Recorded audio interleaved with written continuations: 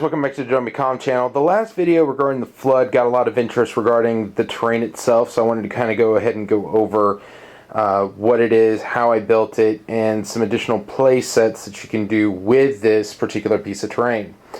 So as you're looking right now, this is the hill. First thing that people asked were the dimensions for each one of the steps. I'll be honest with you, I don't really get to the point of caring too much about the actual dimensions per se. It's, do my best to center it, and the dimensions that I use are quite honestly based on how I buy my polystyrene.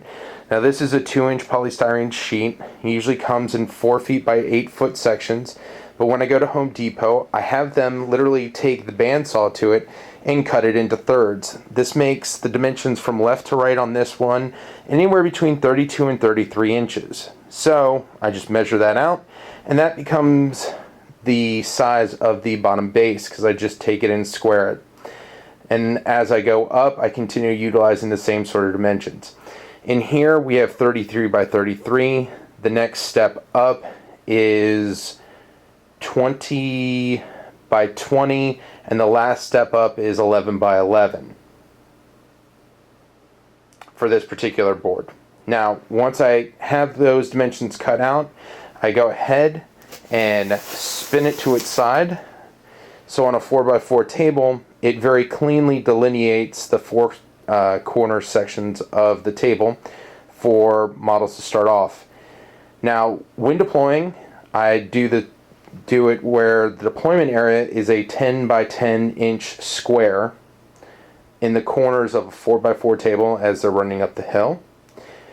Now, this scenario works best when all of the models involved are fighting against one another as opposed to creating teams, unless someone comes as a very clear delineated winner, at which point the other team should fight back. If you're in a gaming group where that might be a concern, there's another scenario that you can use. And this one does not use randomized turns to decide who goes first, but rather keeps the order that's decided at the beginning of the game. And the way that it works is that, for instance, this army down here, which is Circle Orboros, can only fight and earn points from model to the left. So let's say there was an army here, we'll say it was, I don't know, Trollbloods. If Trollbloods were on this side of the hill, Circle Orboros would only be able to score points based on the point cost of the models in Trollbloods that they kill. What's nice in this kind of scenario is that while you can only gain points by killing models to your left, armies directly across from you can deny you points by killing models to their right. The way that you score a kill on a Warcaster is 15 points plus 1 point for each war beast still on their warband. That way, if you have someone who gets a lucky assassination attempt, they are still not, they don't take all the other teams out of the game. Now, once Circle Orboros has defeated everyone from this side, then Circle Orboros can start collecting points for killing Legion of Everblight. Now, a lot of people also notice that I'm using 2-inch polystyrene. The reason for this is simple. While this is a hill and that it really doesn't provide cover per se, it still can block line of sight. And by creating the hill out of 2-inch polystyrene, you kind of set up a scenario where the armies can't see each other really and truly on turn 1. This sets up a nice beginning mode where people can get accustomed to the fact that they're dealing with the flood that's coming behind them without having to worry about taking a kill shot on the first turn. And again, the perspective from Circle Orboros, this would probably actually be turn 2.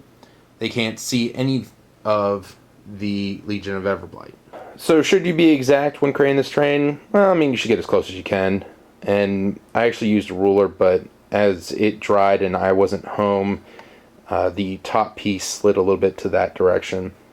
Tools that I use when cutting polystyrene, quite honestly, I take one of the sections of the 4x8, flip it on the back side where the writing is, and I actually use this as my cutting area because when I'm cutting, let's say, foam board, I'm not going to pierce through 2 inches of foam too easily. It protects everything underneath it.